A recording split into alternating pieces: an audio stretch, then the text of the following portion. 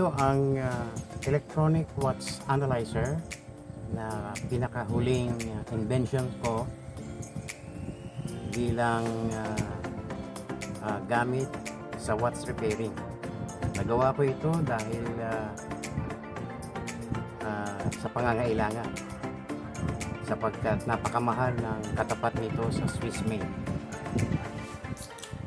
Pinangalanan ko itong 1168 thus in C86 quartz watch analyzer. Ibig sabihin ang kaha ay 1168 at ang nasa loob nito ay ang micro computer chip na may numerong C86. Kaya ang pangalan na ginamit ko ay 1168 thus in C86. Meron itong adjustable voltage from 0 volts to 3 volts. Kaya pagka ini-on natin yung power ay makikitang sisindi yung LED number 1 sa kaliwa. Steady lang siya. Pero mula sa LED 2 hanggang 8 ay dito mababasa ng relohero kung anong kalagayan ng quartz watch circuit, coil at saka kalagayan ng baterya. May tunog din ito na ginamit ko para maiwasan ang anumang aksidente na maaaring magmula sa malimit na paglingon o pagsulyap sa tester kung ang tester na ginagamit ay tahimik. Kaya habang nakatutok sa relo ang test probes na matutulis ay maririnig ang tunog para sa sira at buo na kalagayan ng isang relo.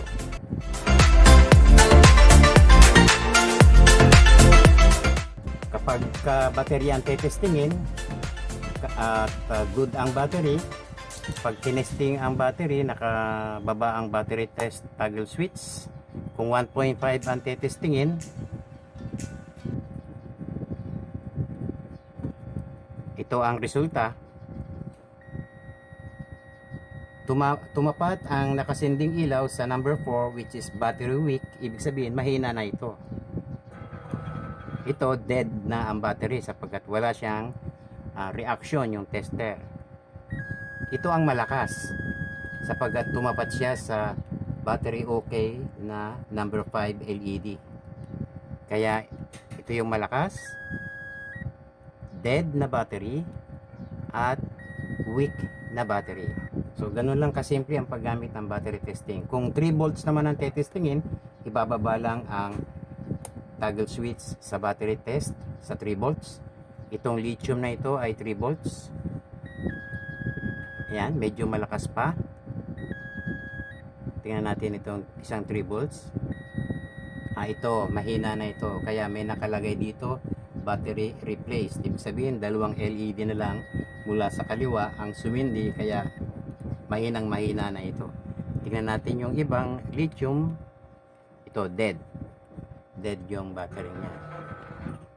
So, ano naman ang resulta pag malakas ang lithium? 3 volts. Doon din sa number 5. So battery okay, malakas ito. Pero pagmasdan natin dito sa dalawang ito kung alin ang talagang mas malakas, parehong pumupula sa number 5. Obserbahan yung bilis ng pagsindi ng number 5 which is yung red LED. Kumpara dito sa mas malakas. LED na mahina ay 3 volts na mahina. Mas mabilis yung 3 volts na malakas. Mabilis ang kanyang pagsindi. Kaya ito yung mas malakas. Ito medyo bawas na. So ganyan ang pagtesting ng battery sa pamamagitan ng LED. At kung pagmamasdan ninyo yung tunog, nagbabago pag malakas.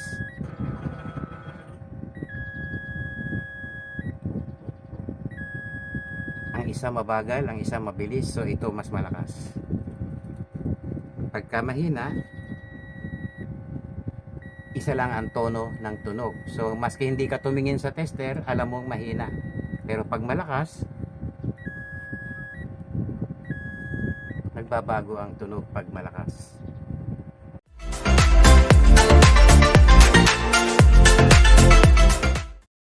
Kapag circuit naman ang pag-uusapan natin na tetestingin dito sa 1168 in C86 quartz watts analyzer, ay narito ang isang example. Hindi natin alam kung anong lagay nito, pero malalaman natin.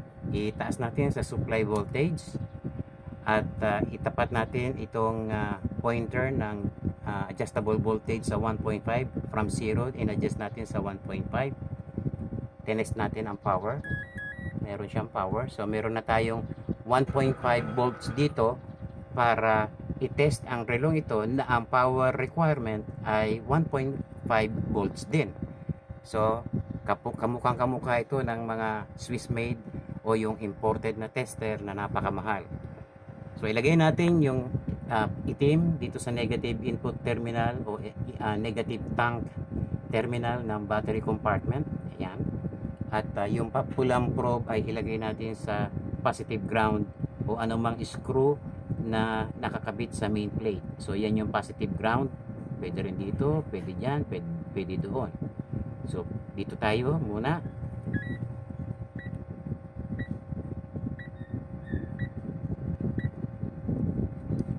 Tingnan natin kung tama yung voltahe. Lumampas ng konti. Bawasan natin. Ulit. Ayan. So meron tayong magandang resulta sa pagtesting ng buong electronic module ng quartz. Ito ay Swiss made gamit ng mga Tag Heuer. Ayan, may tatlong green. Ibig sabihin, pagka tatlong green, mahusay ang takbo ng relo. Okay ang movement, pati ang coil gumagana. Nasa input negative and input positive ka pa lang, ay nagpapakita na ng normal na takbo ng relo. Matipid ito sa baterya, umaandar ang kanyang mechanical wheels, yung train wheels, gumagalaw, kaya tatlong green lang. Ibig sabihin, kung tatlong green lang, matipid sa baterya, kung dalawang green lang ang sumindi, di lalong mas matipid. Sapagkat mas madalang, mas kokonti ang sisinding LED, mas matipid sa baterya ang relo, mas humuhusay. At mas dumadami ang sumisindi, mas nagiging matakaw sa baterya. Ayan. Ayan, matipid ito. Ngayon, pwede nating ilapat yung sweep second pinion nito dito sa mat, bench mat natin, at obserbahan natin na ang pagkakalapat niya dito sa bench mat ay pahiwatig na restricted ang galaw ng mga wheels sa loob ng mechanism ng quartz na ito. Pagmasdan natin ang reaction ng tester na ito, kung ano ang kanya magiging reaction kapag hirap nang umikot ang mga wheels.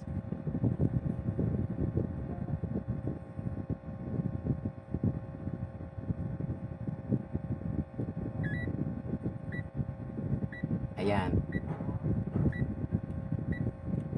Pagka may pumula, lumampas siya sa tatlong green at nagpakita siya ng additional na pulang mga LEDs na sumisindi, ibig sabihin, barado ang mechanicals, marumi, tuyo ng langis, may sumasayad, may problema ang relo pagka ganyan ang resulta ng LED. Pero kung ang relo ay nilinis mo na at nalangisan na, maganda na ang takbo o ang ikot ng mga wheels, ay matetest natin na mula sa pagkakalapat dito sa bench mat ay iniangat ko siya dito na hindi na restricted yung mga wheels, wala nang pumipigil, wala nang dumi, kunyari wala nang maganda na yung pagkakalangis sa lahat ng 5 volts, sa lahat ng jewels. Ito na ang resulta niyan. Tatlong green na ang magiging takbo ng quartz na ito. Pahiwatig, pag nilagyan mo ito ng baterya, ay normal ang magiging takbo, pwede nang ibigay sa customer. Paano naman kung ang tetestingin natin ay yung may diferensya? Paano natin makikita kung may diferensya ang relo? Ano ang reaksyon ng tester? Ito ang reaksyon ng tester sa lumang makinang ito ng ISA. I-test natin. Ito yung kanyang negative input. Ito yung positive input. Ground. Meron siyang continuous na sindi. Pahiwatig na walang pulso ang relon to. Suspect na natin ang electronic circuit block na ito. Ito yung IC. Ito yung oscillator. So, defective ang electronic circuit. Paano yung coil? Buo kaya yung coil? Pero itong relon to, pag binibili ang electronics module, magkasama na ang coil at saka yung electronic circuit. Kaya dito pa lang kita na natin sira ang electronic module o yung circuit block niya, sira ang IC, no? Wala siyang pulso. Diretso ang tunog, walang pulso, so patay ang relon to. Yung coil, testingin natin yung coil. Pag gusto nating malaman kung buo yung coil nito, ito yung dalawang terminal ng coil. Yan dalawang yan. Diyan natin tutusukin.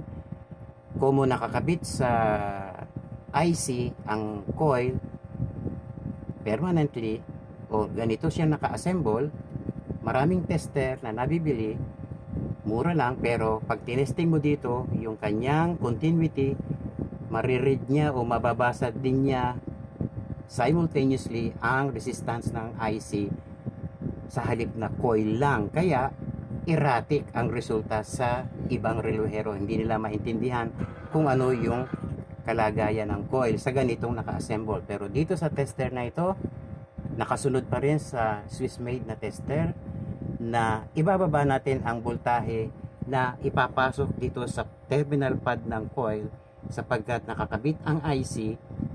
Pumasok man yung mababang voltahe sa IC, hindi niya babasahin yung internal resistance ito, kundi ang mababasa yung internal resistance ng coil. Kaya ibababa natin sa hanggang number 6. Pag sinindi natin hanggang number 6 ang LED, ang test probe na ito ay meron ng output voltage na around 0.10 volts DC. So napakababang kuryente lang ang lalabas dito sa dalawang probes na ito, na pag itinusok natin dito, hindi niya babasahin yung IC, pero babasahin niya yung coil. Pag tinusok natin at sumindi at least 2 o 3 na LED mula sa 6 na nakasindi, pag tinusok natin at may sumindi ng permanente, hindi siya namamatay, ibig sabihin good ang coil, may continuity. Tingnan natin. Wala, hindi siya sumisindi, pero may power. Maski anong gawin ko, hindi siya sumisindi. So, open ang coil. Sira ang coil, sira ang IC. So, hindi na ito pwede sa customer. So, tingnan natin yung ibang modelo. Ito yung quartz chronograph na ETA 251.262 gamit ng Tag Heuer at iba't iba pang mga mamahaling relo. Ang gamit niya is 1.5 volts din, so ibalik natin sa 1.5. Yan, testing, may power, at i-test natin yung negative input at saka itong positive input.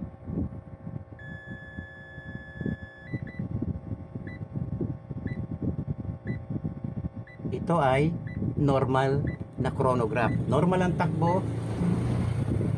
Yung ordinaryong quartz na ganito, hanggang 3 green ang normal. Ito, normal ang takbo kahit may dalawa siyang additional na pula, sapagkat malaki ang IC nito. Kasi chronograph, no? May dalawang klaseng mekanismo.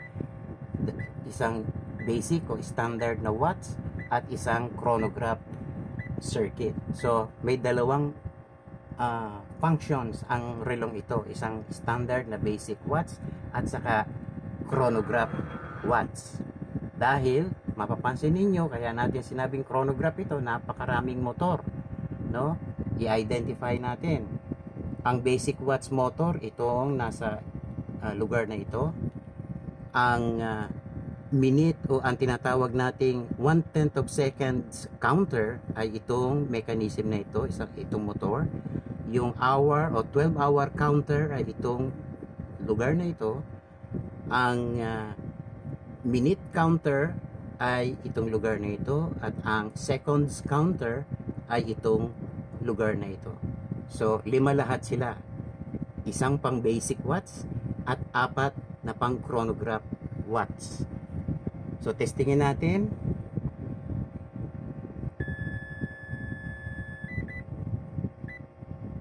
Normal ito sa kahit number 6 ang tumutunog na ang sumisinding LED hanggang number 6. Normal ang chronograph na ito, baterya lang ang kailangan. Normal ito. Ayan, so baterya lang ang kailangan. Pag nilagyan natin ng battery at sinet sa oras, maisusuot na ng customer yan. Tingnan natin yung isang klase. Pareho din nung nauna, ilagay natin yung negative sa input. Itong red probe ay sa positive. Tahimik ang tester after sa initial voltage na na-introduce sa kanya. Tahimik ang tester, hindi na siya tumakbo. So pareho din ito na pag nilagyan natin ng baterya ang quartz chronograph na ito, ay hindi tatakbo ang basic watts o ang basic seconds. So testingin natin. Ito yung basic watts. Pag tinesting natin yung basic watts, negative input at positive ground, kung good ang basic watts, dapat may pulso. Pero walang pulso, dali natin yung positive probe sa isang terminal ng coil, iwan yung negative sa input niya.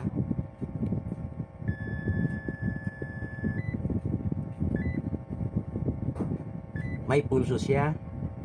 Every 2 seconds ang pulso niya. Ibig sabihin, functional ang integrated circuit ng basic watch ng chronograph na ito. Pero pag nasa input pareho yung probes natin o ang supply, pareho din ang baterya, wala siyang pulso. Hindi umaandar ang basic seconds. So suspect na natin, coil ang sira. Paano natin mapatutunayang sira ang coil? Katulad ng ginawa kanina, i-adjust natin ang tester sa mababang voltahe hanggang number 6 lang. Yan. Pag nasa number 6, mga around 0.10 volts lang ang lumalabas na voltahe dito sa probes. Itutusok ko ng direkta sa dalawang naka-expose na terminal, kaya dapat matulis ang ating probes. Testing muna.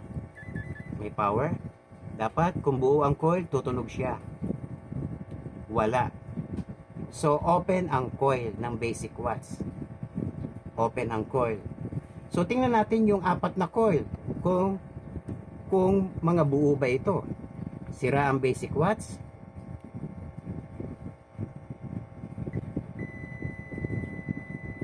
Buo ang seconds chronograph counter. Ay yung minute counter motor. Tingnan natin ito. Minute counter motor. Buo rin. So buo ang minute counter motor. Buo ang seconds counter motor. Ay itong 12-hour counter, tingnan natin kung buo.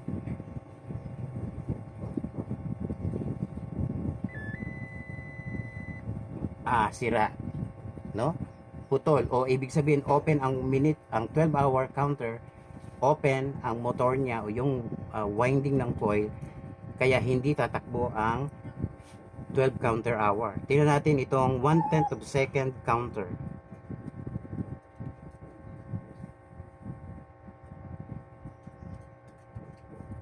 Sira din. Wala siyang tunog o hindi siya sumindi. Ibig sabihin, sira ang coil.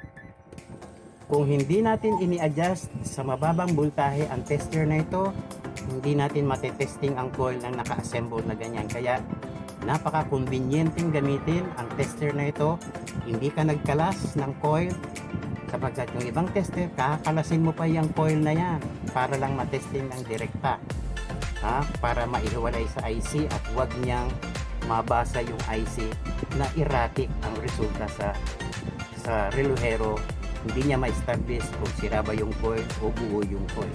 Pero dito, sa pamamagitan ng 1168 thus in C86 na quartz analyzer na ginawa ng inyong lingkod, ay napakaraming mabilis na pamamaraan ang maitutulong sa isang relohero para malaman niya kung ano ang kalagayan ng quartz na relo.